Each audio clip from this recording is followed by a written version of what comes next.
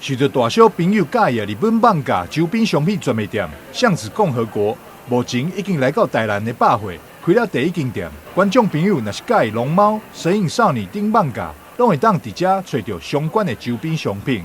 我们限定的商品呢，其实有这个木质的。非常精美的，也是神隐少女的木质的一个这个先行贩售。等一下大家也可以在那边看到木质模型，然后再来是桌边的挂包钩，还有一些龙猫的托特包、束口袋，还有一些那个盖毯系列。那这些都是限量商品，对，大概就只有